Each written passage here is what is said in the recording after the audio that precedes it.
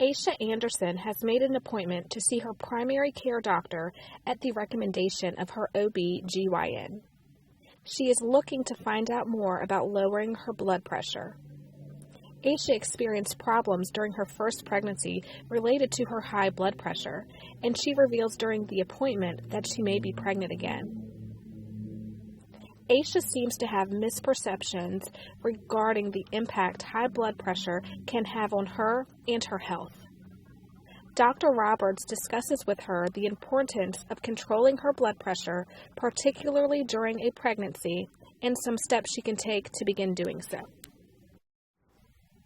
Some topics addressed during this video include the importance of prenatal care, misperceptions regarding high blood pressure as it pertains to race and age, the importance of support systems and community resources, respectful history taking.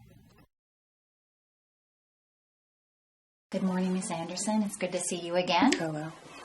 The last time you were here, you just learned you were pregnant. How was the rest of your pregnancy? Not so good. I started getting headaches, and then felt nauseous, and then I was told that I had high blood pressure. And then my son came early after the 6th month, and then he had to stay in the hospital for 12 weeks after that. How's your son now? Oh, he's okay now. I have a therapist that comes to the house to help me take care of him once a week. That's good to hear. I'm glad you have some support. I'm sure this has been a difficult experience. Now, what can I do for you today? Well, my OB/GYN says that my blood pressure is still too high and that I should see my primary care doctor on advice on how to get it down.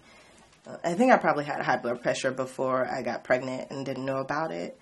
I think that's why my son was born early. Well, your high blood pressure certainly could have been a reason for your son's premature birth. High blood pressure or hypertension negatively affects pregnancy, both for the mother and the growing baby if it's not treated. Yeah, and now I'm starting to feel the same way I felt when I was pregnant and getting headaches and having to sit down all the time because I was dizzy.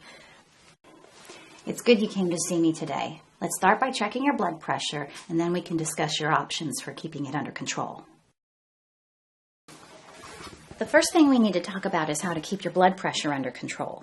Well, there's a lot of people in my family that have high blood pressure, and there's a group at my church, but I'm too young. Too young? It's not something I need to worry about at my age. High blood pressure can strike a person at any age, and it's very common for African Americans like yourself. Blood pressure is a measure of how the heart contracts. Diseases like kidney failure, congestive heart failure, and strokes all begin with high blood pressure. And as you know, high blood pressure may affect your children as well. That's why keeping it under control is really important. Okay, but I don't have money for medications and stuff like that. That's okay. I encourage you to check out the group at your church. And I know that Applewood Clinic around the corner offers a low-cost program too. I can get you additional information about those programs if you're interested. Yeah, I'll check it out. That's good to hear. I think you will really benefit from those programs because they will inform you about healthy living choices aimed at controlling your blood pressure. Now, I want to go back to what we were talking about before with your pregnancy and labor experience. Are you planning on having more children in the future? I know I need to take care of myself and my son, but I think I might be pregnant again. Do you use contraceptives? I'm not on the pill. My doctor said the pill was a bad idea for someone with high blood pressure. That is true. How about condoms? Do you use them? No, my boyfriend doesn't like to use them.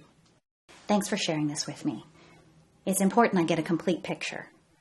Let's start by having you take a pregnancy test. And once we figure out if you're pregnant, we can discuss some options for safe blood pressure control throughout your pregnancy.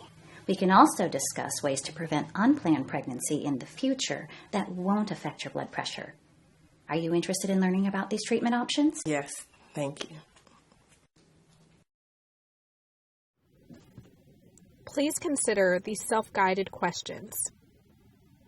How would you address health-related misperceptions with a patient of a different cultural background?